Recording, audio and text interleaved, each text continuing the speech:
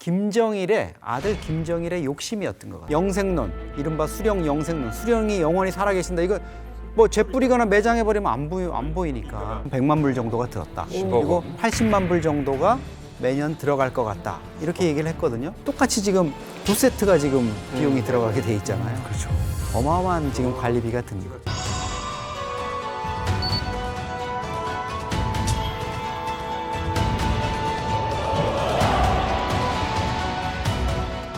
태양궁전, 주석궁 우리가 부른다는 곳, 뭐 어떤 곳이라고 보면 되는 거예요? 김일성 주석이 생전에 진무를 보고 살던 곳, 그것이 원래 이름은 금수산 의사당.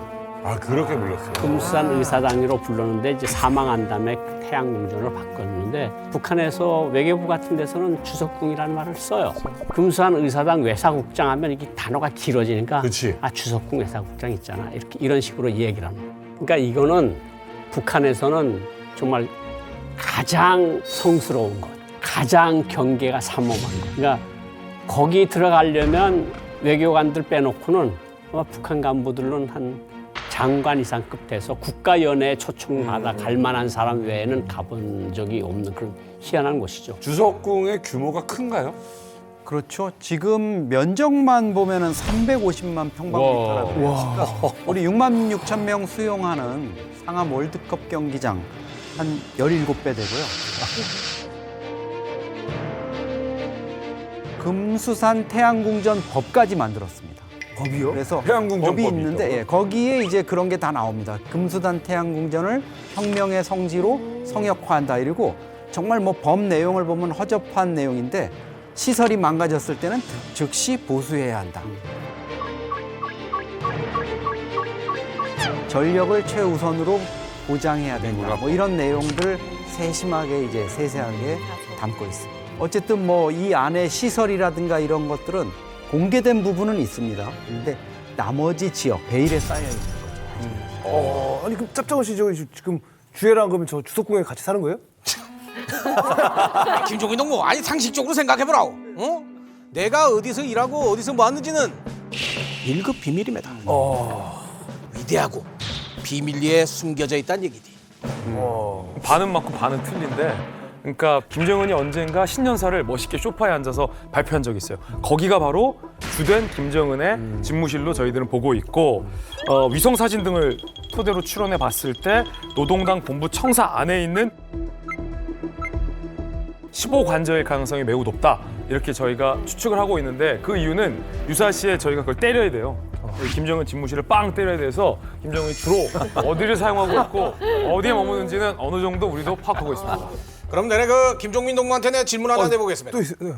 12월 17일이 무슨 날인지 아십니까? 12월 17일. 힘들었어. 힘들었어 외우느라고 이거. 12월 17일. 주민분들도 힘든 걸 제가 어떻게 해. 바로 세상을 떠들썩하게 만들었던 저의 아바디 김정일 장군의 돌아가신 날입니다. 그래서 내가 이번에 그 과거 주석궁이라고 불렸던 금수산 태양궁전에 참배를 다녀왔습니다. 실제로 올해 1월 1일 그리고 작년 12월 16일에도 김정은이 찾았던 곳이 바로 이 금수산 태양궁전. 과거 금수산 의사당, 일명 별칭 주석궁. 세 개가 다 같은 곳이죠. 한 곳에 대한 이름을 김일성 사후로 우리가 이렇게 달리 부르는 거죠. 김정일 사망 12주기를 맞았습니다. 김정은이 관료들과 함께 참배하는 사진이 공개가 됐는데 여기에서 이제 김정은 좌우로 누가 섰는지를 보는 게 새해에 신년에 김정은과 권력을 함께할 북한의 지도 체제를 분석하는 데 있어서 가장 중요한 분석 수단이기도 합니다. 네.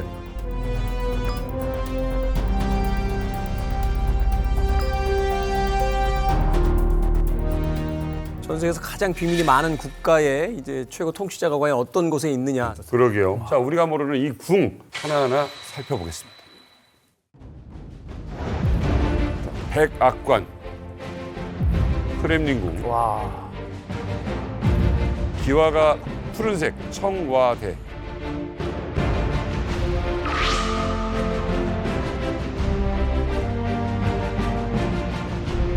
야 이게 주석궁이에요. 강가 옆에 대단하네요. 하얀색이네.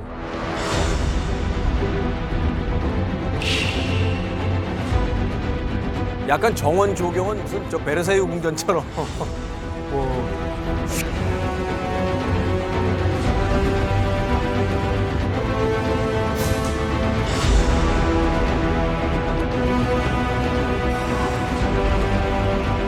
금수산 기념궁전으로 이름도 바뀌고요. 기념관이 되어버렸어요.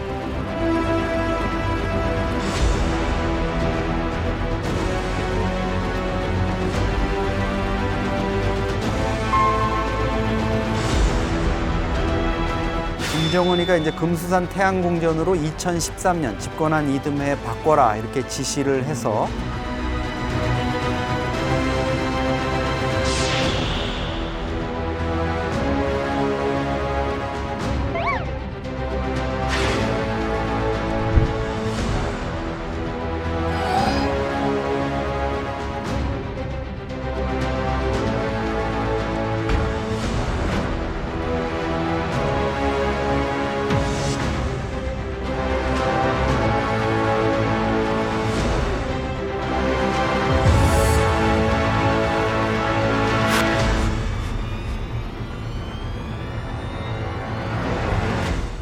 사실은 뭐 이집트의 피라미드도 이미 공개가 된 세상에 그러니까요. 유일하게 공개되지 않는 곳이 바로 북한의 사회고 또 그 안에서 가장 비밀스러운 것이 바로 주석궁이 아닌가 하는 생각이 드는데 네. 이렇게 폐쇄적이며 공개되지 않았다는 건 그 공간 안에서 뭔가 어떤 일들이 비밀리에 벌어지고 있다 하는 것을 또 암시하는 것일 겁니다. 그래서 자, 과연 주석궁 안에는 어떤 비밀들이 숨겨져 있는지 오늘 여러분들을 모시고 그 이야기를 좀 나눠보도록 하겠습니다. 요즘 유튜브에 역사 선생님 많으시죠? 그렇죠. 네, 우리 썬킴 특타 선생님이시죠. 어마어마한 사람이에요, 항상. 어마어마한 사람이에요. 네, 0.3타에 들어가시는 한국 역사에 살아있는 증인이시죠. 근데 오늘 모실 이분이요 진짜 일타입니다. 가장 핫한 분이고요. 그리고 북한에 관련돼서도 정말 깊게 파셔서 연구를 하신 분입니다. 역사학자 김재원 선생님 모셨습니다.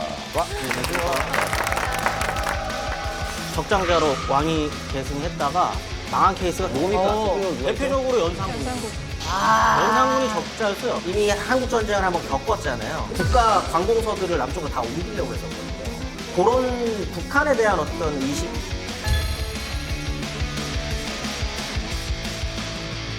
반갑습니다. 북한 이야기를 이렇게 어느 영상에서 하시는 거를 봤어요. 근데 왜 북한에 관련된 관심을 갖게 된 거예요? 당연하죠. 한국사의 하나의 영역이 있죠.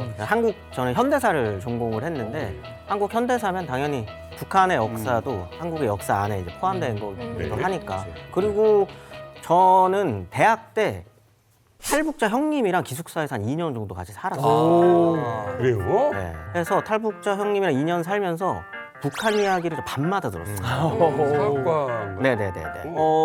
이만갑에도 몇 번 출연하셨던 걸로 알아요. 서기영 아닌가요? 네, 맞아요. 김혁. 꽃제비 막. 네네네네네네. 2년 동안 기숙사에서 같이 같이 살았어요? 와 그럼 북한 얘기 진짜 많이 들으셨겠네요. 아, 귀에 정말 피단하게. 밤마다 정말. 그 형이 또 이거 세뇌를 또 엄청 하셨네. 온 지 조금 되시기는 하셨었는데 자본주의라는 게 뭔지 이제 잘 모르시잖아요. 그래서 같이 이렇게 TV를 보고 있는데 대부업체 광고. 예. 뭐 러시아 뭐 이런 게 나오고. 네네. 뭐 이런 게 딱 떴는데 무슨 의미인지 이제 모르는 거죠. 무이자로 빌려준다니까. 무이자 단박 대출 네. 전화 한 통으로. 전화를 하시려고 하더라고요. 그런 게 아니라고. 어제 이 정도 없으니까 이렇게 좋은 프로그램이 있는데 왜 다들 여기 전화를 안 하냐. 그치? 300만 원 무이자인데. 자, 주석궁 근처에 있는 곳이죠. 김일성 만수무강 연구소에서 일을 어떻게 한 건지 아무튼 만수무강을 못하고 간 김일성 일가의 영생불멸을 위해서 줄기세포까지 연구했던 수습니다. 김형수 선생님 모셨습니다. 반갑습니다. 네, 안녕하십니까. 저는 그들의 건강을 위해서 일하다가 결국 대한민국에 와서 이제는 결별한 김형수입니다. 반갑습니다.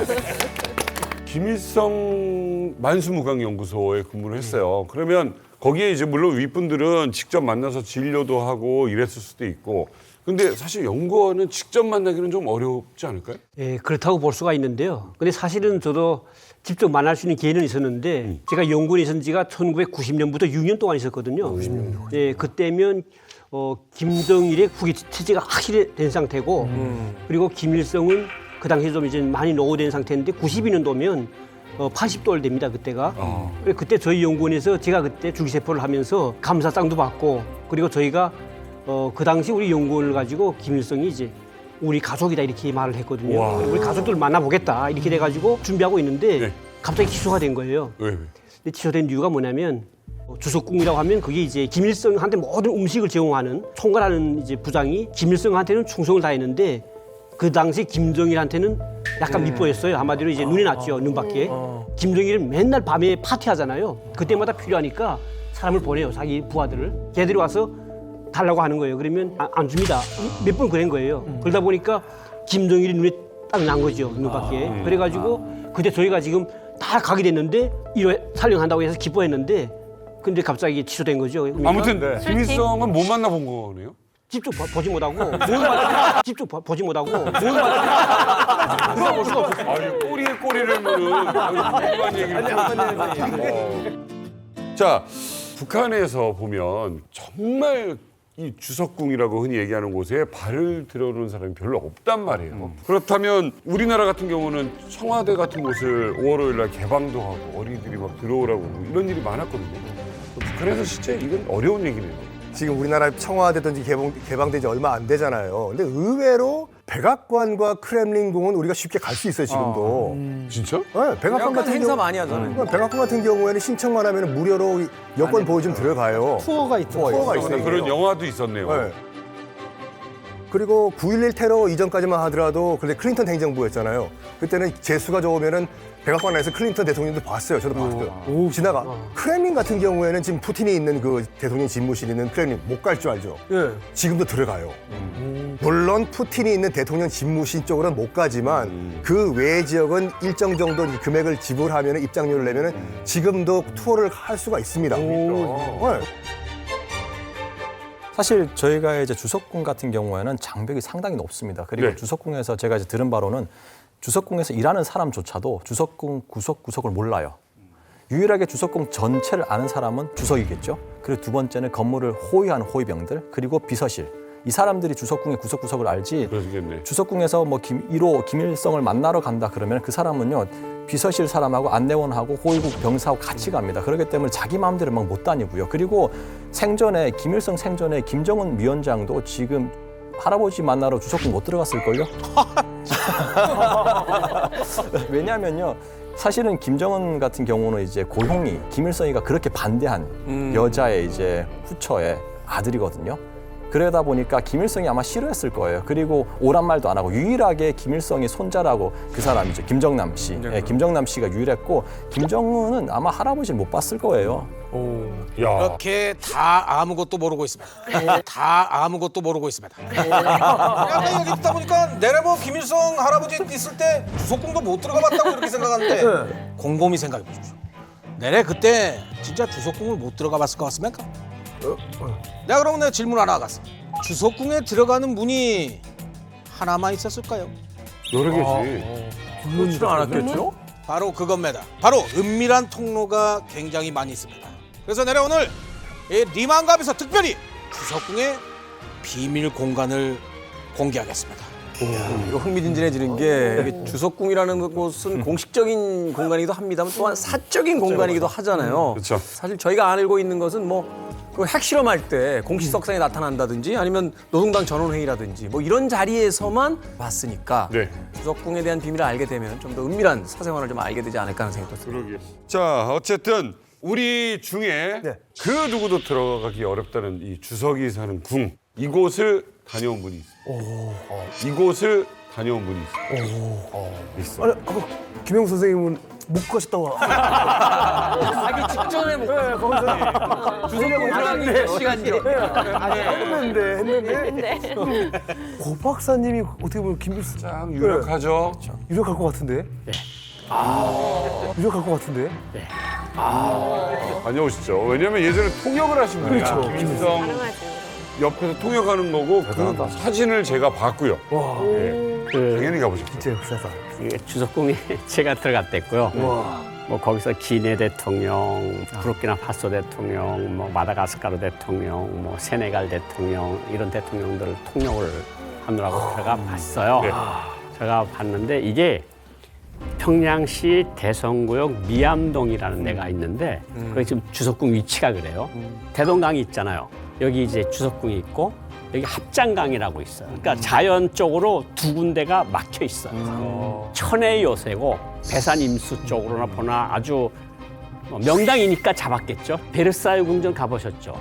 가봤죠, 네. 베르사유 궁전 느낌이 나요. 아니 그 내부 인테리어는 굉장히 화려할 것 같거든요. 당신은 어땠어요? 그 금수산 의사당이 어떻게 생겼는가 하면 들어가는 쪽에 큰 문이 정말 문이 저만큼 높아요. 저만큼 높아요. 문이 이렇게 열린 문이 한 이만큼 두껍고요. 이렇게 근데 그 문이 그게 몇 톤이라는데 잘 열려요. 그래서 탁 들어가는데 층고가 굉장히 높아요. 그러니까 김일성에서도 한 6명, 7명 서도 안 닿을 만큼 천장이 높고 그리고 크게 보면 아주 높은 2층짜리 건물이라고 보시면 돼요. 그리고 그 꼭대기에 좀 높은 데 있죠. 샹데리아를 걸었어요. 층고로 만들기. 그래서 프랑스에서 들어온 샹데리아가 걸려 있어요. 아주 화려한. 그리고 대리석은 몽땅 이태리에서 들여온 천연색 칼럿. 대리석으로 몽땅 말 그대로 쳐발랐고요. 그리고 가운데 김일성이 다니는 길은 카페트가 한 30cm 두꺼운 카펫. 이렇게 또 카펫이 쫙 깔려있는데 카펫 가운데는 목란꽃이 국화예요. 김일성이가 그걸 국화라고 만들려고 그래서 국화가 됐어요. 목련은 네. 금방 지는데. 예, 그걸 자기가 이제 만들려고 그래서 국화가 됐는데 정말 들어가 보면 화려하고 모던해요. 그러니까 1층은 외국 손님들과 북한 귀빈들을 위한 공간이고 2층은 저도 못 들어가 봤어요. 2층은 김일성 주석과 금수산 의사당 외사국장, 김일성 책임서기, 김일성 책임부관, 서기실장 요 4-5명밖에 일하는 공간이 없어요. 거기는 몽땅 김일성이 침실과 응접실과 집무실과 침대가 있고 그런 공간이 있죠. 제가 제일 인상 깊었던 게 외국 수반에 가면 이제 기본 메인 홀에서 이렇게 기다리잖아요. 그럼 2층에서 엘리베이터가 내려오는데 정말 커요. 엘리베이터가. 근데 전혀 소리가 안 납니다. 그냥 예, 수령님께서 나오십니다. 그러면 이제 똑딱 하면 샥 하면서 샥 열리는데 왔다 이러면서 나오는 거죠. 아니야. 그렇게 소리 없으면 사람이 하는 거야. 그러면 이제 김일성이 이제 대통령이 왔다고 이런 식으로 얘기해요. 그렇구나. 또 이게 뭐 저 같은 거 이제 다 90도 거의 뭐 90도가 아니라 100도 인사를 하죠. 거의 허리가 꺾어질만큼 꺾어질 대로. 내가 이런 분입니다. 그러잖아. 사실 북한 얘기하고 김일성 주석궁 얘기하는 게 사실은 달나라 보는 거랑 비슷한 처음 들어봐. 그러니까 지금 뭐 주석궁 사이즈를 얘기하고 있는데 솔직히 말해서 독재 권력일수록 권력의 사이즈는 건물의 사이즈예요. 근데 역설적으로 민주국가에서는요 대통령이든지 누구든지 집권 수반의 이 거처나 집무실의 사이즈가 작아요. 백악관 가보셨죠? 프레지던트가 사는 그 화이트하우스란 집은 어떻게 만들까 하다가 당시에 중산층 평범한 가정집 사이즈로 만들자. 그러니까 백악관 처음 가보신 분은 여기가 미합중국 대통령이 집무실이 맞아? 되게 사이즈가 작아요. 더 그 사이즈가 작은 거는 어디냐면 거기 영국 런던에 가면 영국 총리 공관 다우닝가. 그거 뭐야? 길거리에 문 열고 들어가더라고. 주택가예요. 영국 총리가 살고 양 옆에는 일반 그냥 민간인들이 살아요. 북한이 역설적으로 민주공화국이 아니다라는 것은 그 주석궁 사이즈를 보면 알 수 있다. 무덤도 그래요. 뭐. 역사적으로 무덤도 신라 시대 무덤이 제일 커요. 그죠? 맞아요. 그래서 예전 무덤이 훨씬 큽니다. 나의 권위를 세울 수 있는 게 무덤이나 건축물밖에 없을 때 무덤이 커요. 근데 이제 그게 아니더라도 중앙 집권화가 어느 정도 이제 안정화가 되고 왕의 권한이 관료제 시스템을 통해서 어느 정도 이렇게 완성이 되면 무덤이나 궁궐이 그렇게까지 클 필요가 없어요. 그렇죠. 그게 지금 사실 그게 무덤이기도 한 거잖아요. 지금 그 궁전이. 그렇죠. 그 말은 이거 말고는 본인의 권위를 드러낼 수 있는 어떤 시스템이나 그런 게 좀 없다라는 소리기도 한 거죠. 주석궁 규모가 얼마나 크길래 이 건축 기간이 얼마나 걸렸을까요? 뭐 건축 기간을 제가 정확히 기억을 못 하겠는데 어쨌든 평양 시민 거의 전체가 주석궁 터 작업을 할 때는 다 거기 동원됐댔고요. 건물이 올라가기 시작한다면 딱 막아놓고 일반 사람들 못 들어가겠고 제가 하나만 말씀드릴게요. 주석궁을 위한 상수도 시설이 따로 있어요. 그러니까 재밌다.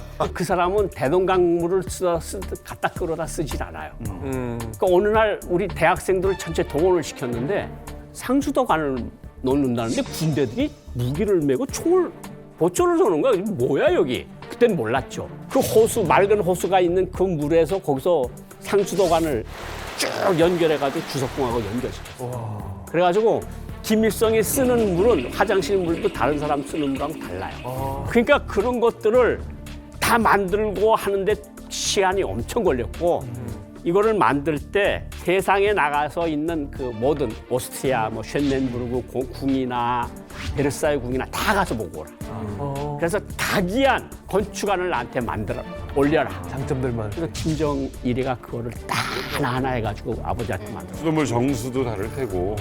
자, 그런데요, 이 김일성의 집무실이자 관사했던 주석궁이 어쩌다가 이제 북한 주민들의 성지로 바뀌었냐. 이 부분이 지금 가장 사실 의아한 부분이잖아요. 그게 사실 오늘 주제의 포인트이기도 하죠. 뭐예요, 사실은 도대체? 그래도 어느 정도 공개된 시설이었고 그렇지. 그래도 어느 정도 정상적인 어느 정도 오픈된 공간에서 참모들과 상의하는 공간이었는데 국회 같은 거. 이게 갑자기 어느 순간 성지가 돼버리면서 그 뒤를 이어받는 독재자들이 어디서 집무하는지도 모르게 숨어버린 효과가 됐거든요. 굉장한 부작용인 거죠. 어쩌다 북한 주민들의 성지 순례지 성지가 됐을까? 결정적인 계기는 바로 1994년 7월 8일 새벽 2시 이 일이 터지면서부터입니다.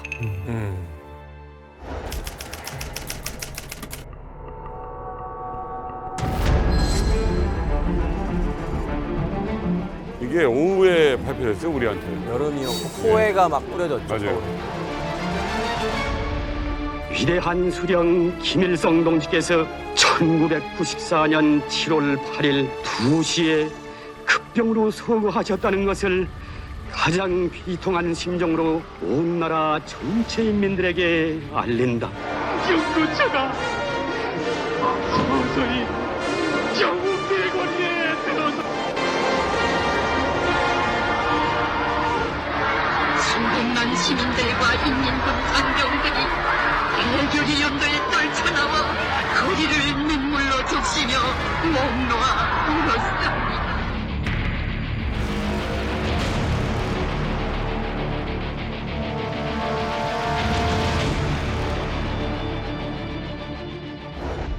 잊지 못하는 날입니다.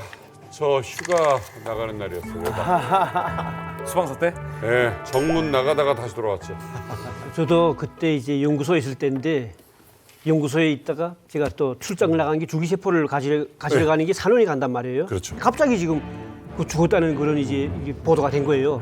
근데 제일 두려웠던 게 저들인 거예요, 사실은. 왜냐하면 너희들이 김일성 건강을 위한 건데 김일성 죽지 않았으니까. 그러니까. 그래서 제가 가다가 그다음에 그 이낙빈 소장이라고 그 사람은 집이 창문 다 깨졌어요, 사람들이. 애들 뭐 했냐? 그러니까 저희도 엄청 겁이 났거든요, 그때는. 아니, 만수무강 연구소인데. 만수무강을 근데 옛날 못했잖아. 같으면 그 고치다 같이 못하면 같이 같이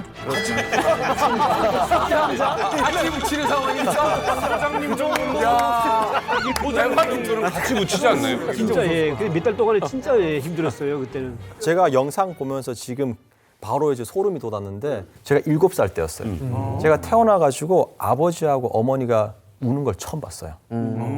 시민들이 그냥 전 그 시에 있는 시민들이 다 나온 줄 알아. 다 서가지고 울고 땅치고. 군중들은 수령님을 부르고 또 부르며 오열을 터뜨립니다. 밑에 콘크리트 바닥이거든요. 바닥이 비도 안 왔어요. 젖어 있었어요. 네, 그때 눈물이 진심이었어요. 저는 그때 어떤 생각했냐면 딱 어머니하고 아버지가 같이 앉았는데 야, 신이라고 배웠는데 어떻게 죽었지? 생각이 복잡한 거예요. 그래가지고 눈물이 저는 안 나오는 거예요. 근데 저희 어머니가 허벅지를 막 꼬집는 거예요. 엄청 아픈 거예요. 그래서 눈물 찔끔 나오고 다시 들어가는 거예요. 그래서 그때 했던 게 침을 이렇게 해가지고 눈에다 이렇게 비볐어요. 그리고 약간 바닥에 이렇게 해가지고 비비고 그래서 얼굴이 약간 거먹게 막 이렇게 얼룩얼룩하게 해가지고 운 것처럼 그렇게 했던 기억이 지금도 나요. 혹시 어디 계실 때죠? 저 한국에? 전 서울에 있을 그죠? 때 근데 어땠어요, 기분이? 아니 점심을 먹는데 발표했잖아요. 12시에. 탁 12시에 발표하는데 와 통일이 되려나? 난 처음으로 느꼈던 감정은 그거예요. 그 김일성에 대한 그 어떤 경외심이라든가 이런 것들이 굉장히 심했으니까 그러니까 아, 저 사람이 가면 통일에 유리한 국면이 조성되지 않을까 저는 그런 생각을 했었어요. 저도 이게 좀 그 금수산 태양궁전에 이렇게 김일성이 사망하면서 학교 때부터 한 3번 정도 다녔어요. 여기 참배하러 갔었거든요. 그래요? 내부를 들어갔거든요. 이렇게 들어가 보니까 이렇게 막 김일성이 누워 있는 모습을 보니까 봤어, 저걸 진짜로? 네네네. 시신을 이제 보고 이렇게 안내원이 같이 따라다녀요. 그래서 안내원을 따라서 이렇게 홀에 들어갔다가 김일성이 누워 있는 거 봤는데 이렇게 사실 죽은 사람이 이렇게 누워 있으니까 너무 솔직히 좀 무섭죠. 네. 근데 무섭지만 그래도 막 옆 사람과 대화를 하면 안 되고 막 울먹거려야 되고. 이게 시신 쪽을 이렇게 바라보면서 이렇게 해야 되잖아. 네. 그럼 안 되죠. 네. 안 되죠. 그러면 그냥 안돼 잡혀가죠. 네. 끝나는 거지 그냥 한 번 하면 안 되고 그러면 계속 지르면서 땅을 쳐야지.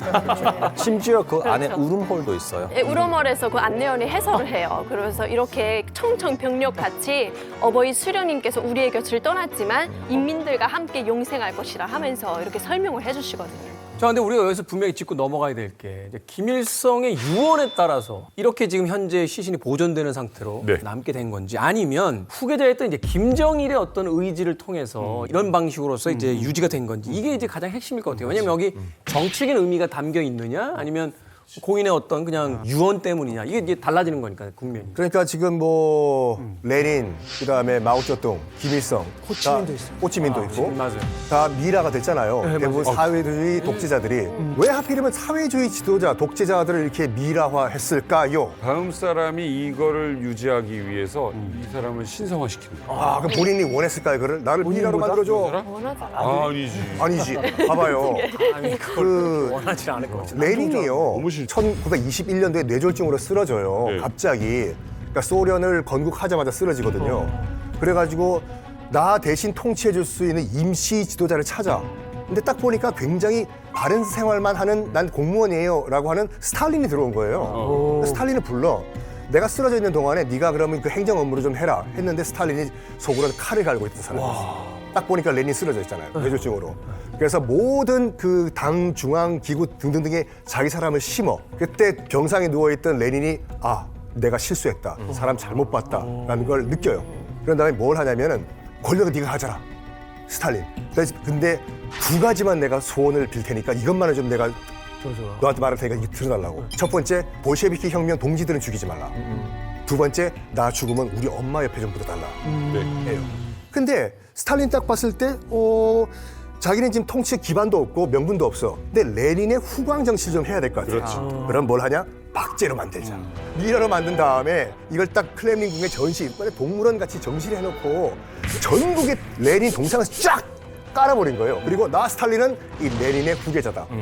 이것만큼 효과가 있는 게 없었어요. 호찌민 말씀하셨잖아요. 호찌민은 그 제2차 인도 차이나 전쟁, 우리가 이제 베트남 전쟁이라고 하는 전쟁 중에 죽어요. 마지막 유언이 이거였어요, 호찌민이. 뭔데요? 나 화장한 다음에 내 죄를 비행기에 실어가지고 베트남 전국 강산에 다 뿌려달라. 당연히 다음 집권 세력이 딱 보니까 레닌 효과 있거든. 화장이고 뭐고 다 필요 없다고. 똑같이 이걸 박제해가지고 전시를 해가지고 우리 후광 정치를 하자. 아마 본인들이 좀 살아있었으면은 내 시신이 동물원에 저런 그렇지. 원숭이 같이 전시되는 거 굉장히 싫어할걸요? 그러겠다. 김일성도 사실은 나 죽은 다음에 이렇게 미라 처리해달라 이렇게 얘기 안 했을 거예요. 근데 김정일의 아들 김정일의 욕심이었던 것 같아요. 자기의 집권을 위해서는 영생론, 이른바 수령 영생론, 수령이 영원히 살아계신다. 이거 뭐 재뿌리거나 매장해 버리면 안 보이니까. 박제되는 거잖아. 그게 사실은 내장은 다 꺼져. 빼내고 복잡하더라고. 1년 반에 한 번씩 이제 목욕을 하는데 뭐 포름알데히드에다 포름알린에다가 글리세린에다가 온갖 그걸 해서 한 달 반 동안 1년 반에 한 번씩 한 달 반 동안 들어가고 그다음에 무슨 고무 뭐 이런 걸 넣어가지고 원래 형태를만 유지할 수 있게끔. 중요한 건 그게 아니잖아요. 핵심적인 이것만 있는 거고. 아우. 그래서 끔찍하죠. 그래서 인체의 실제로 신비전요. 그러니까 한간에 무슨 얘기가 있냐면 실제로 신체 중에서는 얼굴 보이는 얼굴하고 나머지는 손 빼고는 나머진 다 그러니까 사실은 이제 나머지 분이 옷이 입혀져 있으니까 그건 뭐 어떻게 되는지 알 수가 없는 거죠. 야, 그러면 미라로 만들었을 때는 그때 경제도 어려운데 돈이 굉장히 많이 들었을 것 같은데요. 그렇죠. 그래서 이 이제 94년 7월에 김일성이 사망한 이후에 한 1년 있다가 모스크바 뉴스 방송에서 관련 비용을 이제 보도를 한 적이 있어요. 일단 초보적인 조치를 하는데 한 100만 불 정도가 들었다. 그리고 80만 불 정도가 매년 들어갈 것 같다. 이렇게 얘기를 했거든요. 황장엽 비서가 97년에 탈북망명을 한 다음에 금수산 기념궁전 그 미이라 처리하고 이러는 비용만 들어가지 않았어도 북한 인민들이 저렇게 굶어 죽지 않았을 거다. 김일성 이후에 김정일까지 사망하면서 똑같이 지금 2세트가 지금 비용이 들어가게 돼 있잖아요. 그렇죠. 어마어마한 지금 관리비가 듭니다. 그리고 이제 그 다음 스텝은 어떻게 할, 그리고 이제 그 다음 스텝은 어떻게 할 거야? 저렇게 드라이 아이징 될 거야? 말릴 거야? 그거를 저한테 물어보면 안 되고 주혜한테 어떻게 할지. 이게 어차피 결정 권한이 제가 봤을 때 본인이 아닙니다 이게. 그렇지. 피라미드 정도가 이런 거 아니에요? 이게 바로 권력의 속성이라는 아주 권력의 속성의 민낯이라는 생각이 들어요. 그러니까 천륜도 버리는 거죠. 그러니까 자기가 가장 사랑했다라고 얘기하는 아버지의 유언조차도 거부하면서 자신의 권력을 위해서 이걸 미라의 형태를 만든다는 건 권력이 가진 어떤 그 민낯을 그대로 보여주고 있는 게 아닌가 생각이 또 드네요. 저는 천체에 대한 기본 개념적인 그런 뭐랄까 상식도 없다고 생각해요. 왜냐하면 태양이 하나잖아요. 근데 두 구가 있어요. 그럼 누군 하나는 태양이고 누군 달이에요. 말도 안 되는 이런 말을 지어가지고 하는 게 왼쪽이 태, 오른쪽이 양 이렇게. 그럴 수 있겠네요. 흑양이론으로. 자, 이렇게 주석궁을 만듭니다. 어마어마한 궁을 만든 거는 김정일이에요. 그러면 김정일은 도대체 이걸 왜 만들었고 이걸 만들고 나서 어떤 꿈을 꾸었을까요? 자, 하나씩 파헤쳐 보겠습니다. 야, 이렇게 보니까 거대하네요. 진짜 넓다.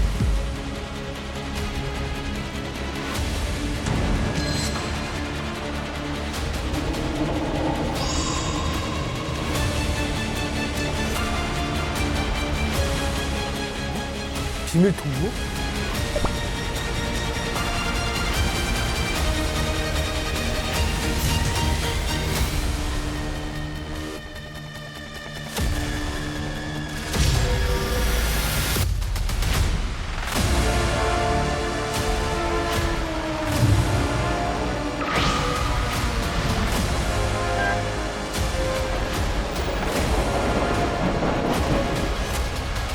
우와. 300m 안에 차가 다녀요?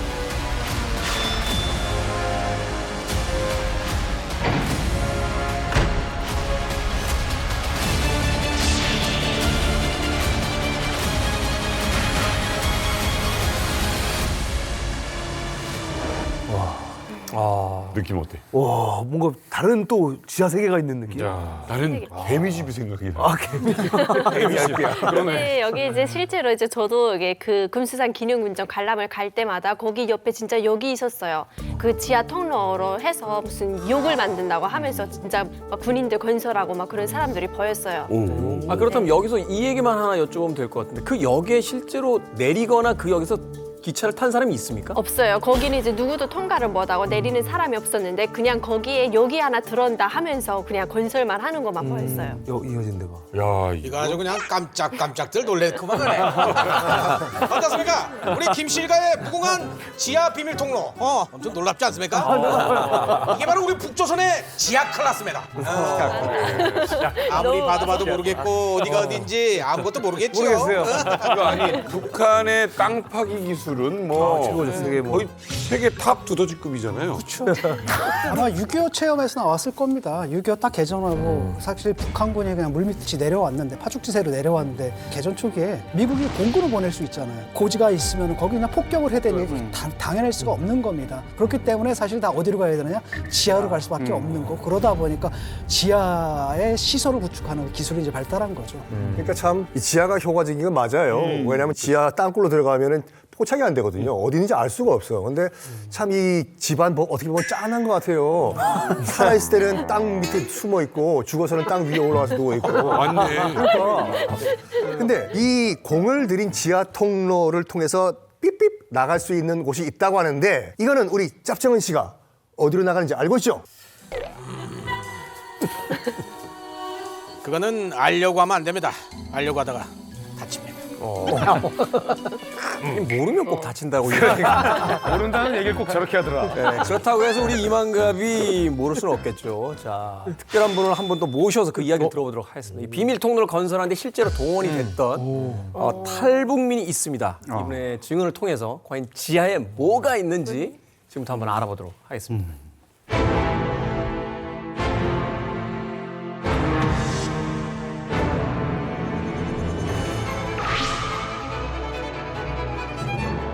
1969년도 9월 26일 평양 공병국에 입대해 가지고 전우역에서 전승역, 광명역, 여로산 요거는 내가 목격하고 일한 곳입니다. 주석부에서 김일성이나 김정일이 그 가족들만이 유사시 이제 전쟁이 한다 대피를 하기 위해서 김일성 주석부에서 그 안에 어디에 가면 엘리베이터가 있단 말이에요. 지금 인민들이 타는 광명역보다 더 밑에란 말이에요. 거기서 이제 포도 타고서 빠지는 게 전역으로 그리고 내가 정확히 그 설계를 아는 거란 말이에요. 와, 지하철 밑이야. 3단으로 돼 있다는 거죠, 지금.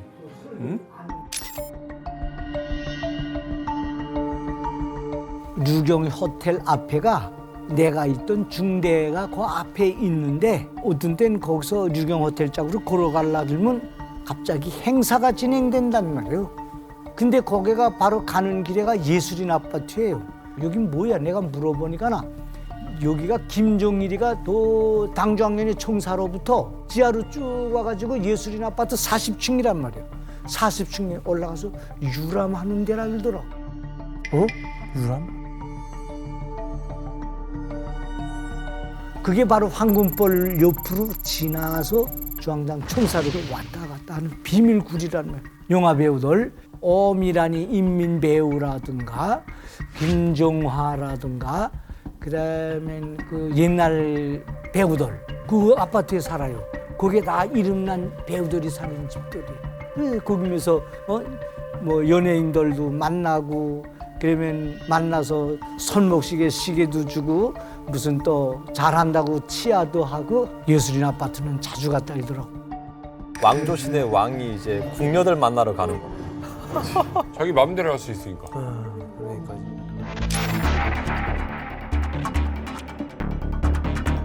사람들은 모르죠. 나도 몰랐단 말이에요. 그저 하라. 비밀 지키라. 전에만 살기 위한 것이란 말이에요. 평양에 김일성, 김정일 때부터 굴을 뚫어놓고 비밀굴이 얼마나 많은지 몰라요. 인민들이 그거 하다 죽은 사람도 많고 김정일이가 죽으라면 죽고 먹으라면 먹고 의문만 있고 권리가 없는 나라가 북한이에요. 와. 아니 뭐 상상 그 이상일 줄은 알았는데 예술인 아파트까지. 와, 상상 그 이상입니다. 저는 김정일이 상상이라면 그게 가능하다고 봐요. 왜냐하면 김정일이가 워낙 예술을 좋아하기도 했고 뭐 예술인들에게 뭐 혜택도 진짜 많았거든요. 그래서 그게 가능하다고 봐요, 저는. 이분의 증언은 본인이 직접 듣고 목격했다라는 건데 그 지하철역 밑에 있는 김정일이 대피할 수 있는 차가 다닐 수 있는 대피 공간을 본인이 직접 공사를 했다는 얘기인데 황금벌역 뒤에 있는 40층 아파트 예술인 아파트까지도 저 땅굴이 연결돼 있다. 이게 이제 당시에 쉬쉬하면서 소문처럼 자기가 들었다라는 내용을 이제 증언을 해준 거잖아요. 그렇죠. 근데 저는 이제 국방부를 오래 출입했던 기자로서 평양이라는 도시는 땅 위에 보이는 것은 일종의 어떤 극장 도시 같다라는 표현을 제가 많이 쓰거든요. 땅 위에 있는 시설물들은 사실 의미가 없어요. 그러네. 예를 들어서 B1B 랜서 같은 게 한반도에 한번 쫙 뜨잖아요. 그러면 김정일도 그랬고 김정은도 그랬고 자취를 감춰요. 싹 북분 수뇌부가. 그게 다 지하에 이제 벙커 시설로 대피를 한 거거든요. 일종의 지하 도시처럼 평양의 노동당 집무실을 반경으로 엄청나게 많은 벙커가 조성되어 있다는 건 기정사실이에요. 근데 저게 만약에 예술인 아파트랑도 연결이 돼 있다면 두 가지 중 하나일 것 같아요. 첫 번째는 그 벙커와 벙커를 연결하는 길에 예술인 아파트가 있어서 그 소문이 와전됐을 가능성도 있고, 두 번째는 아무래도 대낮에 도로를 통해서 땅 위로 김정일의 연회에 초대된다면 사람들 보는 이목도 있을 거니까 만약에 연결이 돼 있다면 상상이지만 예술인들이 김정일이 불렀을 때 김정일이 있는 뭐 연회 장소나 노동당에 있는 모처 안가 같은 곳에 비밀스럽게 이동하기 위한 공간으로서 사용됐을 개연성은 있다. 중요한 건 확실한 건 이 예술인 아파트랑만 이 집무실이 연결되어 있는 게 아니라 지하에는 별하별 지상에 있는 시설들과 아마 다 연결이 돼 있을 겁니다. 김정일 시기에는 사실 많은 주민들 사이에 이런 이야기들이 돌고 이랬고, 실제로 김정일 자체가 첫 번째 만났던 이제 성혜림 같은 경우가 영화 배우, 그것도 이제 기혼 여성이었잖아요. 유부녀인 상황이었고, 또 이제 고용이도 예술단이었고, 적어도 비밀 파티나 이런 데 동원되는 사람들이 움직였을 가능성은 크다. 저는 그거 다 구라고 생각하고 말이 됩니까?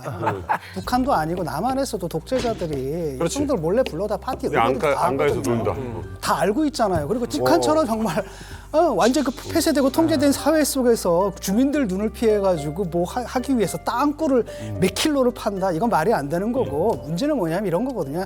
참수작전이에요. 그러니까 푸틴 궁전도 푸틴도 별장을 갖고 있는데 여러 가지 통로가 있거든요. 그래서 폭격을 받거나라고 하면 도망갈 수 있는 도주할 수 있는 라인들이 있고 자기 전용의 철도가 다 있습니다. 철도도 있고 또 배를 타고 도망갈 수 있는 곳도 있고. 그렇지. 그러니까 그런 걸 만들어놨을 가능성은 있지만 만든 김에 평화시 좀 쓰면 안 됩니까? 아니 근데 그게 비용 대비 효과가 없는 거야. 뭐 하라고 그래? 북한처럼 폐쇄적이고 은밀한 나라 속에서 얼마든지 갖다 불러가지고 얼마든지 할 수 있는. 어차피 운전하는 사람, 차 모는 사람은 다 할 텐데 그러면 그게 지하로 가는 길이거나 뭔 상관? 그러니까 이야기 꺼내면 그 사람은 어떻게 되는 거예요? 그냥 날아가는 사회지 뭐 이런 데인데 굳이 저래야 되나? 그런데 만약에 정말 예술인 아파트랑 연결이 돼 있다면 이거는 예술인을 바라보는 시선이 지금 우리와는 다르거든요. 왜냐하면 이건 북한 정권이 수립되면서부터 예술인에 대한 그 우대를 굉장히 많이 해줍니다. 인민배우. 그리고 국가적으로도 대단히 좀 칭송을 한다고 할까요? 왜냐하면 활용 가치가 있거든요. 사상에 대한 홍보나 공보적인 차원에서 예술인들에 대한 우대가 굉장히 높았고, 그 가운데서 만약에 전시가 터졌을 때 그들의 이용 가치나 이런 것들을 중요하게 생각한다면 연결 통로 만들어줘서 비상시에 그들도 숨을 수 있게 해준다라고 가정할 수도 있는. 분명한 것은 주석궁부터 노동당 청사부터 주요 시설이 다 그 땅굴로 지하 터널로 연결돼 있는 개연성만큼은 사실로 보인다, 이런 거죠. 예술인 아파트가 주요 기관 중에 하나로 인식됐다라는 소리일 수도 있어요. 아니 그러니까 공적 자산으로 본 거잖아요. 우리나라는 이게 민간의 영역의 예술이지만 예능이지만 사실은 이제 북한에서의 어떤 배우라든지 어떤 예술인들을 공적인 어떤 자산으로서 보고서 그런 어떤 대접을 해줬다. 취지는 그런 것이나 이제 쓰는 사람이 어떻게 쓰는지. 그러니까 지금 지하 통로가 있는 건 확실하잖아 지금. 근데 이 지하 통로가 뭐 예술인 아파트와 연결돼 있다? 그럴 수도 있어요. 그러니까 정말 예술인 아파트가 공적 자원인가? 그건 그럴 수도 있고. 근데 확실한 건 있어. 뭐가 있냐면 주석궁과 노동당 당사와 연결돼 있는 길을 따라가면은 나오는 파이널 데스티네이션, 최종 목적지가 북한 곳곳에 있는 초호화 별장이라는 건 확실해요. 들어갔다가 나오면 별장이에요. 그렇죠. 특각으로. 사실 이제 김정일도 이제 살아있을 때 평양에 머문 시간은 2개월밖에 안 된다고 합니다. 그러면은 1년에 2개월밖에 안 된다 그러면은 10개월은 다른 곳에 있었다는 거거든요. 근데 북한의 경치 좋은 곳에 특각들이 많아요. 정말 많아요. 물이 좋은 곳에, 온천 있는 곳에는 온천 특각 있고 바닷가 지역, 산 지역 이런 데 특각이 너무 많거든요. 근데 주석궁에서 아니면 조선노동당 당사에서 지하로 해서 다 연결되는 게 아니라 평양 외지 어디에 나오는 굴이 있을 거예요. 그리고 그 다음부터는 지하로 가는 것이 아니라 북한의 전시도로하고 1호도로가 있어요. 산에 이렇게 뚫려져 있는 도로인데 그런 도로가 북한에 있는 이런 별장들이 다 연결돼 있어요. 그러니까 김정일 같은 경우에는 이제 뭐 직무를 이제 뭐 2개월 정도 보면 피곤하겠죠. 그러면 이런 특각들 자기들 별장에 가가지고 나머지 시간들은 보내는 거죠. 강원도 원산에도 많이 원산 특각을 이제 제일 애용하는 게 과거에 이제 엄마가 니가타에서 북송이 돼서 이제 오면서 원산에 처음 내렸고 또 원산댁이라고 불릴 정도로 이제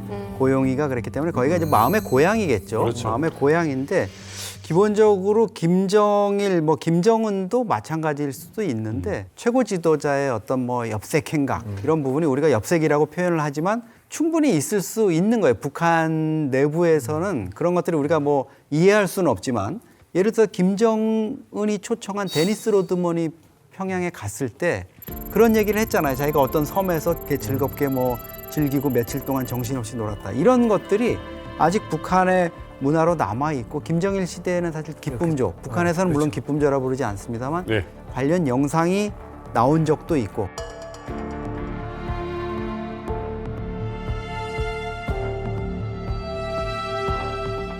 많은 간부들이 우리 대남하는 김용순 2003년에 교통사고로 숨졌죠. 후임자인 김양건이 교통사고로 맞아, 숨졌죠. 교통사고로. 이재강 조직지도부 제1부부장 교통사고로 숨졌죠. 근데 그거를 뭐 음모설과해서 권력 제거설 이렇게 얘기하지만 사실은 많은 사람들이 음주운전하다 죽은 거예요. 술 먹고 기사 데리고 오지 마. 몰고 와. 만취된 상태에서 집에 가다가 들이받거나 이래서 깜깜하니까 또 평양 도로가. 그런 그 어두운 문화가 아직도 있고 사실 비밀 통로라는 게 거기에서 좀 연유해서 나오는 스토리가 있는 거예요. 데니스 로드만 갔을 때 원산 특각이 갔잖아요. 그래서 이비자 섬 같은 데 가서 놀았다 그러잖아요. 그게 이제 원산 특각인데 저게 이제 요트가 있는 저 방파제가 만들어져 있고 이게 이제 특각 설비들이잖아요. 이 특각 어느 한 집에 김정은이가 있는 거야. 그랬다가 이제 전시에 뭐가 딱 터진다 그러면 밑으로 내려가서 배 있는데 타고 배로 타고 도주할 수 있는 그런 것들이 여기만 있는 게 아니고요. 함흥에 마전이라는 특각이 있어요. 마전 특각도 이거는 해변가에서 좀 떨어져 있는데 그것도 지하 땅굴로 해서 해변으로서 나가면 요트가 탈 수 있는. 야, 그러니까 로드맨 입장에서는 앞에 바다도 있고 해변도 있고 여자들도 있고 하니까 이비자섬 같다라고 표현한 거예요. 이비자섬 같다고. 딱이네. 딱이네. 그러니까 그냥 왕 하고 싶은 대로 이거는 분명히 이 김부자를 위한 그럼요. 세상이잖아요. 그렇죠. 자꾸 왕이랑 조선이랑 비교를 하시는데 조선도 이렇게 못해요. 이렇게 했다가는 쫓겨납니다. 영의정 좌의정들이 그냥 뭐라고 그냥 안 되지. 땡척하여 주시옵소서. 성리학의 나라에서 이런 식의 행동을 하거나 했다가는 당연히 반정이 일어나죠. 그렇게 쫓겨났었던 왕이 연산군인 거니까. 만약에 김정일 앞에서 이러시면 아니 되옵니다. 통촉. 저놈에게 사약을 내려라. 제가 한국에 와서 역사 대하드라마 보면서 통촉하여 주시옵소서 전화를 해서 와이프 보고 저 무슨 소리야? 그랬더니 그렇게 하지 말라고 왕한테 그런다는 거야. 야, 그럼 뭐 조선시대는 그래서 민주주의가 있었어. 아니, 북한을 어디 통촉해 주시면 저는 그냥 쳐버려 그러는데. 그렇지. 아니, 통촉해 주시면 저 무슨 소리야? 아, 조선이 저렇게 민주적이었어? 깜짝 놀랐다니까 제가. 제 북한에서 엄두를 못 내는 얘기 아니에요? 엄두도 못 내는 얘기죠. 어디 감히 통촉해 주시옵소서가 어디 감히 나옵니까 그게.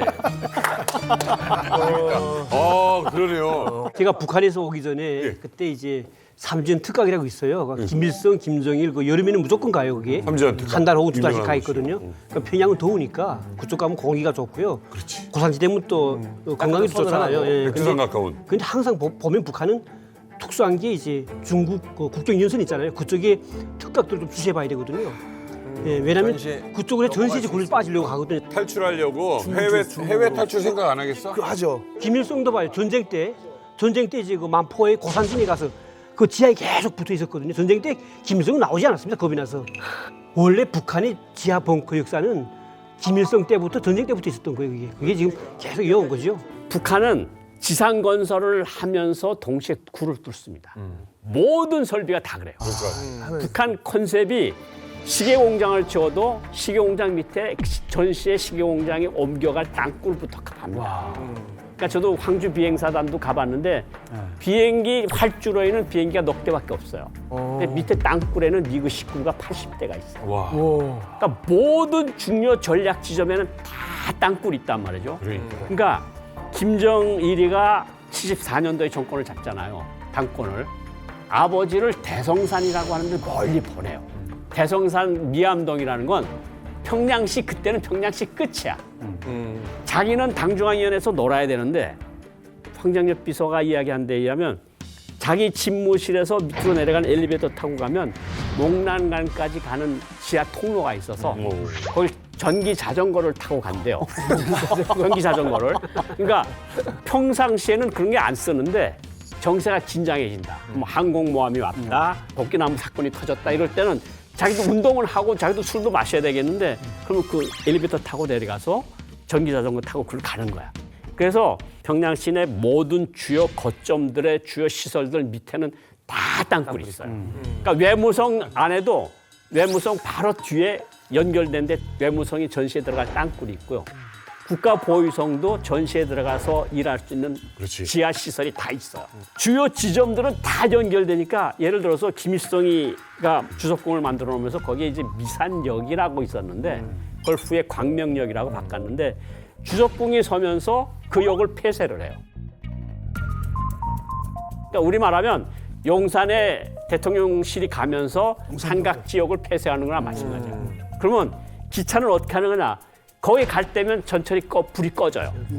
광명역을 통과할 때는. 그리고 고속으로 통과를 해요. 근데 정차역.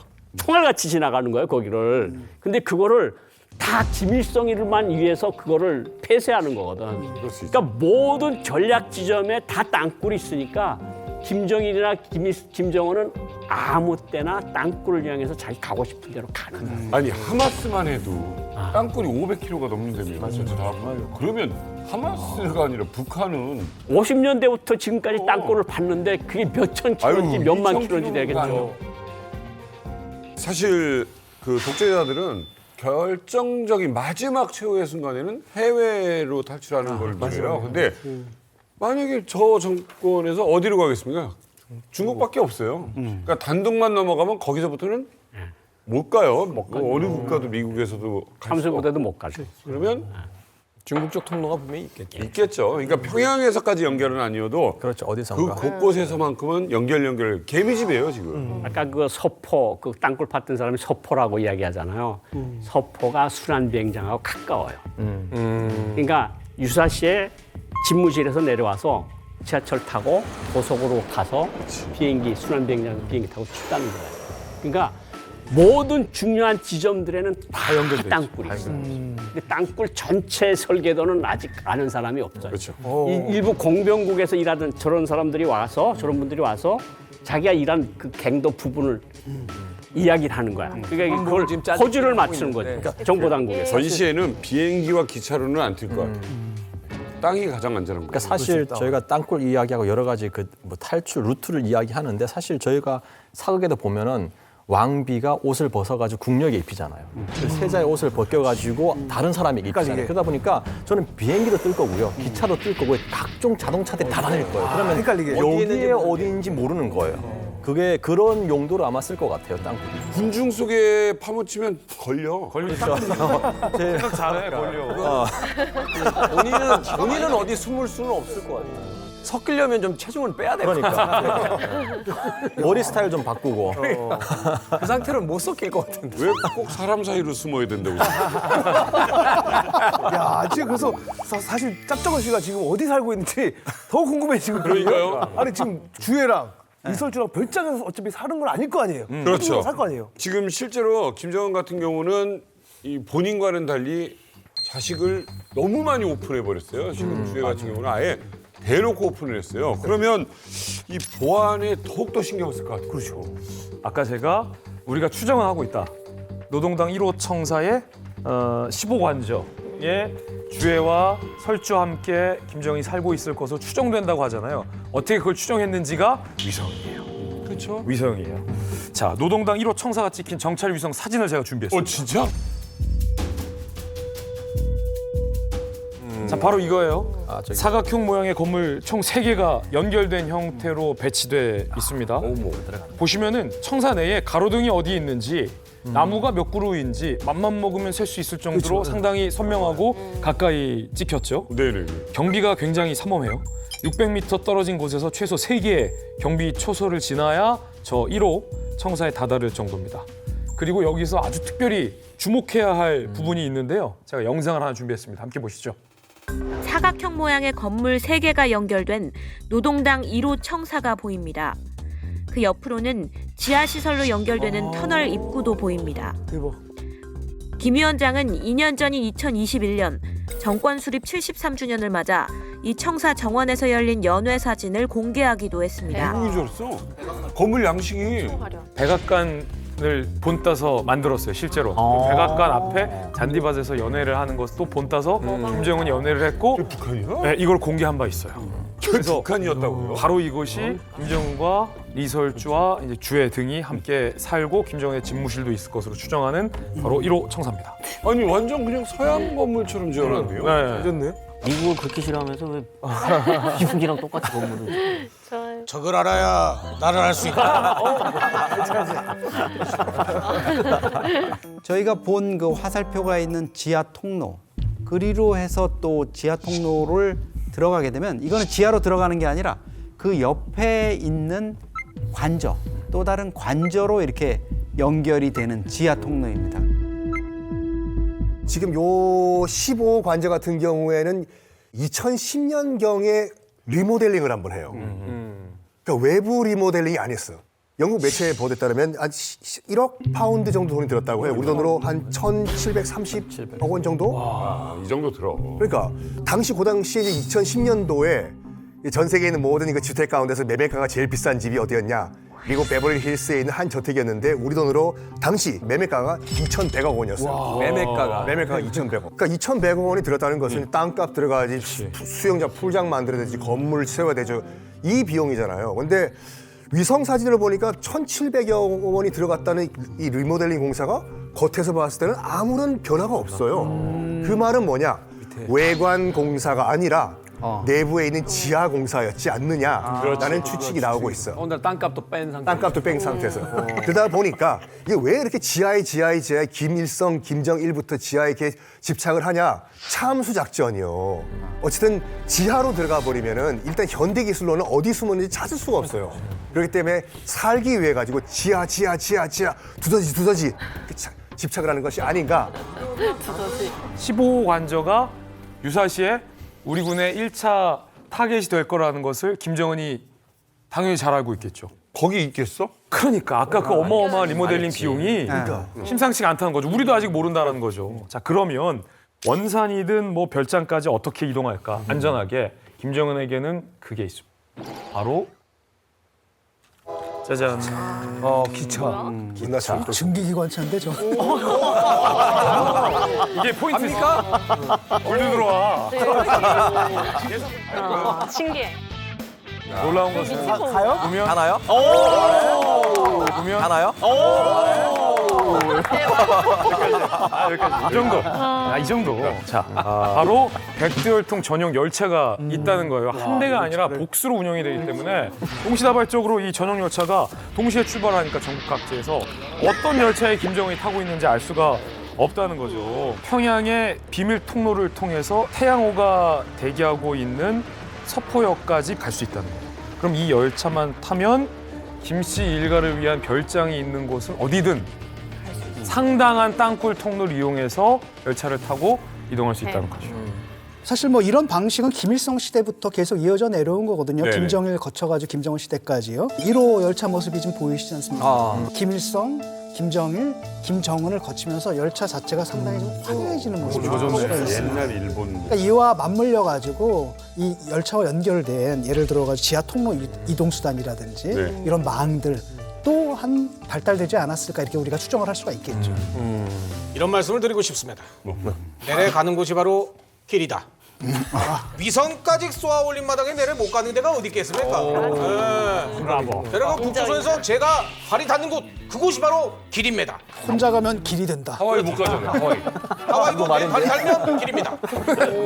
혼자 가면 길이 된다. 들은 건 있어. 어디서 들은 건 있어. 그러니까 이게 위성으로 우리가 감청하고 뭐 추적을 하고 이러는 거 못지않게 김정은 입장에서 가장 이제 위협이라고 느끼는 건 측근이에요. 측근 중에 누가 배신자가 있는지 미국과 한국에 이걸 알려줄 수 있는 결정적인 정보를 갖고 있는지가 매우 중요한데 과거에 그런 사례가 있었잖아요. 김정일 국방위원장이 스트로크가 와가지고 쓰러졌을 때 2008년에 네. 그때 우리 정부에서 아주 치명적인 실수를 했잖아요. 그때 브리핑을 어떤 상태냐 김정일이 지금 네, 쓰러졌는데 네. 이러니까 혼자 양치질은 할 수 있는 상태 이런 얘기를 했어요. 그거는 결정적인 실수를 한 거예요. 위험하다. 내부에 김정일이 양치질을 혼자 할 수 아는 있을 사람. 정도다 이거는 누가 옆에서 보지 않으면 알 수 없는 거거든요. 그 정보가 미국으로 그 전 세계가 촉각을 건졌을 때 그게 센 게 보호를 해야지. 치명적이었어요. 그때는 북한도 아마 많이 그게 긴장을 했을 거고 한미정보당국도 그때 그 브리핑을 경악을 했어요. 정보 관계자들. 김정은은 지하 요새에 집착을 한다라는 거는 맞는 것 같아요. 왜? 불안하니까. 그렇죠. 사실 한 나라의 이 중심부라는 건 바로 그 말 그대로 전시 상황, 위급 상황이 발생했을 때 타겟 대상 1호라는 또 뜻이 되겠죠. 그럼요. 과거에 그래서 주석궁과 이 청와대를 둘러싼 이 대치하고 있는 남북 관계 속에서 어떤 공격들이 있었고 테러가 있었는지 그 이야기를 조금 보도록 하겠습니다.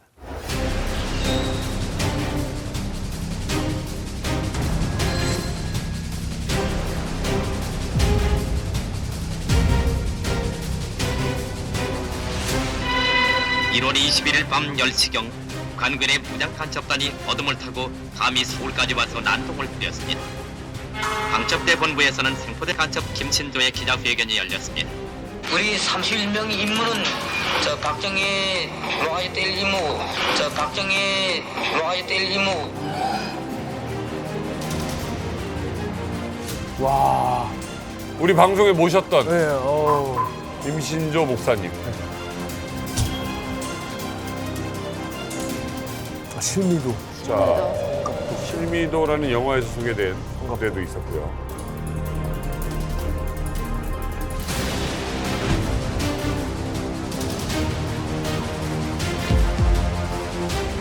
네, 이건 북한군 특작부대들이 청와대 모양을 만들어 놓고 그렇죠. 박근혜 대통령을 이제 납치하는 그런 훈련을 한 거거든요.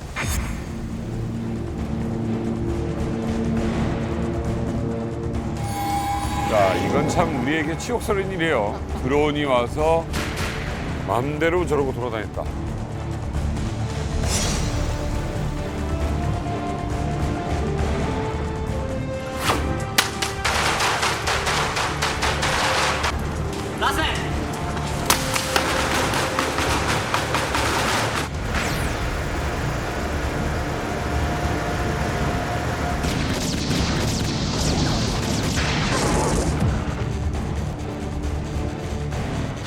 이거 진짜 세. 벙커버스터전. 벙커버스터. 어마어마한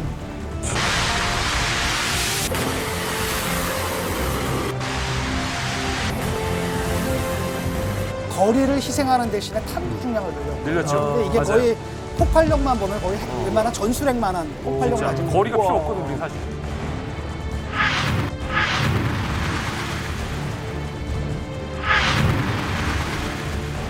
정확히 타겟을 뚫고 들어가서 지하에 들어가서 지하를 그냥.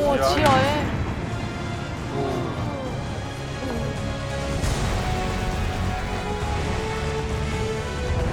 저게 단지 100m가 아니라 거기서 터지는 순간 저 지하의 구조물 전체가 다 터지죠. 땅굴 다, 주변에 다. 있는 땅굴이 다 터져요. 아, 붕괴된.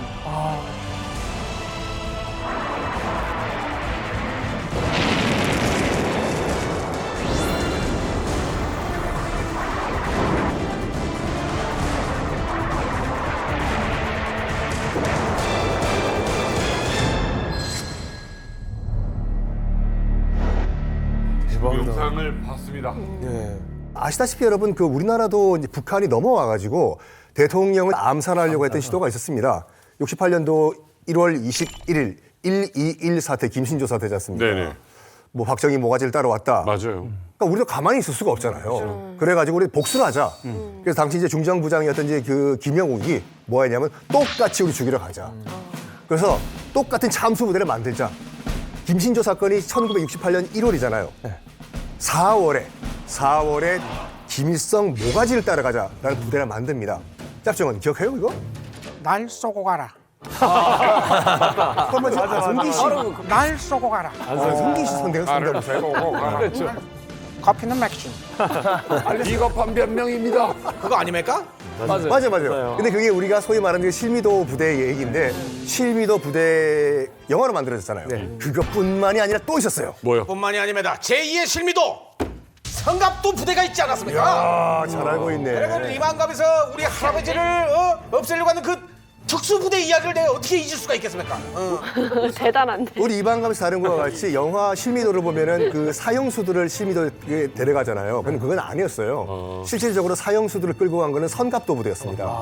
근데 어찌됐거나 이 김일성 모가지를 따기 위해서 실미도 부대, 선갑대 부대를 만들지만은 72년도에 슬슬 남북 갑자기 화해 무드가 돼버려요. 그렇죠. 그러면서 실미도와 선갑도가 굉장히 부담이 돼버린 거예요. 그래서 어떤 얘기가 나오냐면 제거하자. 그 소리를 들었던 이 실미도 부대원들이 우리는 그러면 제거가 되는 것인가? 청와대에 가가지고 우리가 직접 한번 대통령이랑 한번 얘기를 해보겠다라고 하면서 버스를 탈취해서 서울로 들어오는 것이 바로 영화 실미도 얘기죠. 그렇네요. 근데 이제 당시에 이제 어떤 상황을 보면 김신조의 청와대 습격 사건, 뭐 실미도, 성갑도 부대, 뭐 여러 가지 이제 남북의 어떤 대치가 있었습니다. 근데 이건 뭐 과거의 역사 얘기로 치더라도 우리가 가장 충격적인 것은 2022년도에 이제 드론이 서울 상공까지 들어왔답니다. 이게 사실은 굉장히 이제 일반 국민들 입장에서는 이거 뭐지? 하는 생각이 들 정도로 굉장히 충격적이었던 사건이죠. 당시 이제 5대나 들어와가지고 누비고 다녔고 그 이전에 우리가 북한에 조잡한 그 무인기 형태와는 완전히 달랐죠. 장기간하고 또 복귀까지 했고 우리가 또 상당 시간 알아채지를 못했고. 근데 이게 어떤 문제가 있냐면 단순히 와서 뭐 사진을 찍는다 뭐 이런 게 아니고 예를 들어 우리가 뭐 경성 크리처에 나오듯이 환저균을 살포한다든가 이런 것들의 위험성들 물론 우리도 거기에 대한 어떤 응징 보복 이런 작전 계획들 이런 걸 세워놓고 있지만 우리 입장에서는 그걸 함부로 쓸 수 있는 칼이 아니니까 사실 대책이 쉽지 않은 상황 이런 부분들이 우리 입장에서는 상당히 안보 부담이 될 수밖에 없죠. 그 북한에 지금 무인기가 우리 군 당국이 추정하는 게 한 300여 기가 있다고 추정을 하고 있어요. 그 정도는. 정확한 대수는 알 수가 없겠지만, 근데 이게 와서 정찰만 하는 게 문제가 아니라 사실 한 수십 대가 한꺼번에 용산에 와서 자폭을 한다 그러면 이건 사실 큰일일 수도 있거든요. 물론 우리가 지금 레이저 무기도 개발하고 이제 드론 사령부도 만들고 이렇게 하는데 뭐 죽기 살기로 덤벼들면 그거 어떡하겠습니까 사실. 그러니까 우리는 생각을 못 하잖아. 누가 와서 우리 대통령을 죽이려 할까. 그러다 68년도 1.12 사태가 있었고 무인기가 서울 상공에 와서 돌아다녔으면 만약 우리가 평양 상공에 무인기 5대를 보내서 휘저었으면 북한 전쟁이 일으켰을 거예요. 근데 얘네들 그냥 해요. 그러니까 북한은 이렇게 무모하긴 해요. 그러니까 뭔가 좀 생각을 하고 해야 되는데 생각이 없어. 생각이 그냥 막 5대가 와서 막 서울 상공 돌아가 다니고. 근데 왜 그러는지 모르겠어. 근데 오히려 그러는 바람에 우리 측 대비만 더 커지고 잘 만들어지게 됐어요. 왜냐면 이거야. 아주 조잡한 애가 왔다 갔어. 이제 우리는 거기에 드론으로 관련된 거를 더 방어, 우리도 공격 더 키우게 되는 거 아니에요? 우리가 기술이 없어 뭐가 없어. 맞아요.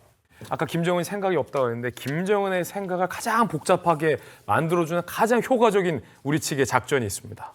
그게 바로 한미연합으로 실시하는 특수작전 훈련인데 사실 정식 명칭은 참수작전이 아니에요. 그런데 우리가 편의상 참수작전으로 부르는 건데 한미 당국이 참수작전으로 보이는 특수작전 훈련 영상을 공개했어요. 함께 보시죠. 자, 이렇게 은밀하게 건물에 침투하는데 이게 과연 어떤 건물을 상정하고 우리 한미 특수부대 요원들이 진입했을까요?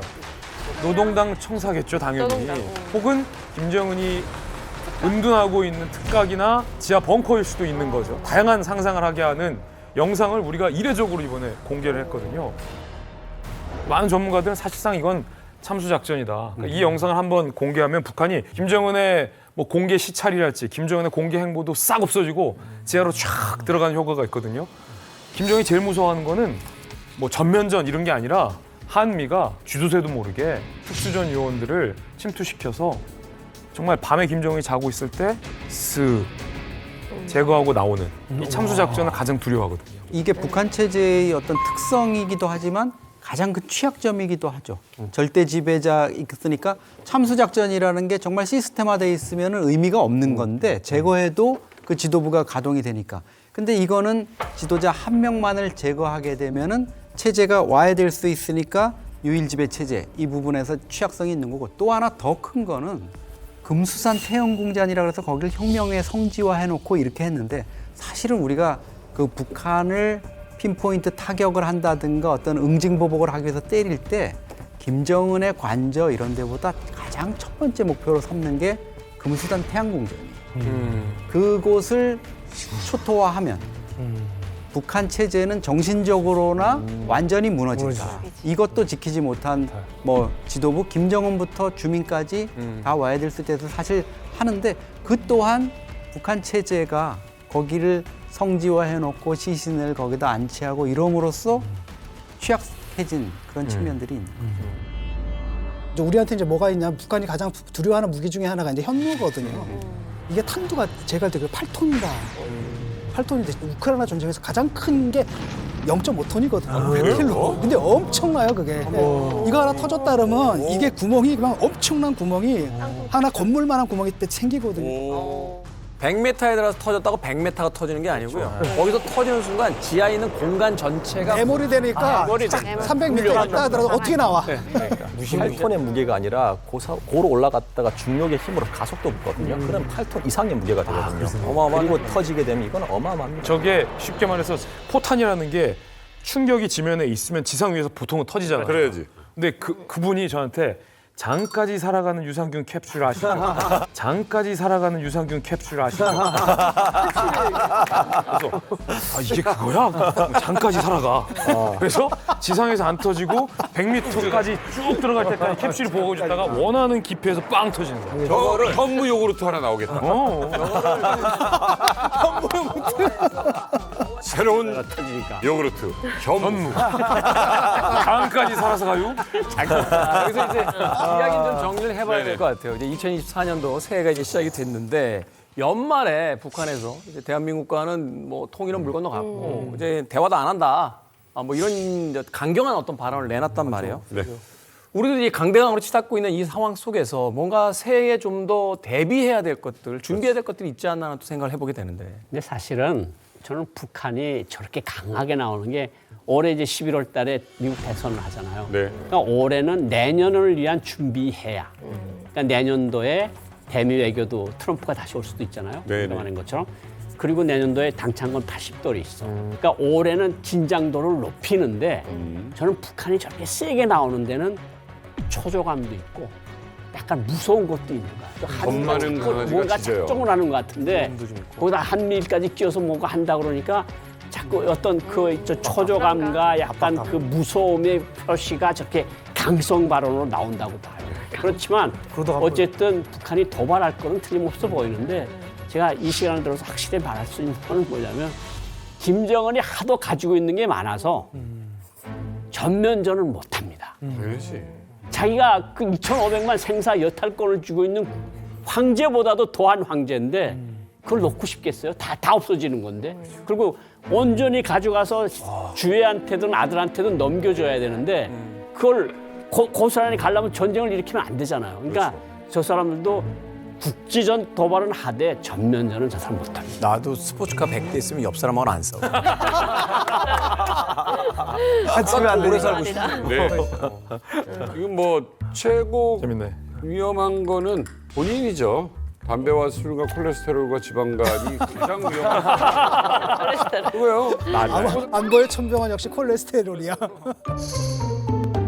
근데 사실 북한에서 김정은이 전시에 숨을 수 있는 것은 쉽게 알아낼 수가 있어요.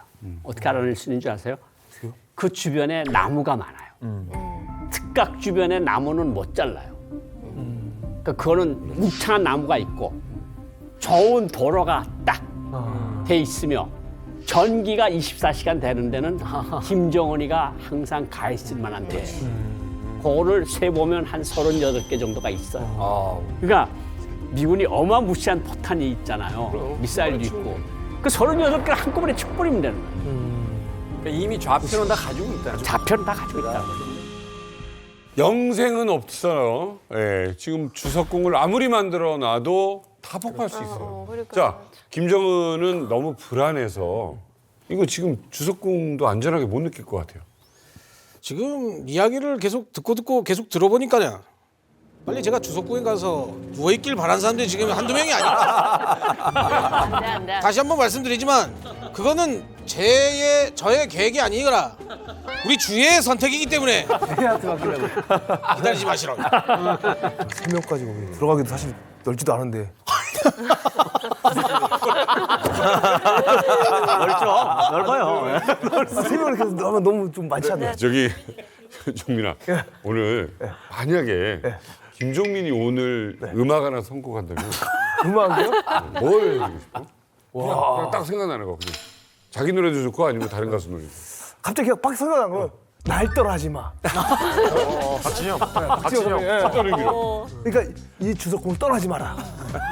아, 위기 상황이 됐을 때 나를 버리고 다들 떠나지 마라. 내 옆에 있어다오. 그거로 갑시다 오늘. 사람이 이 주석궁이.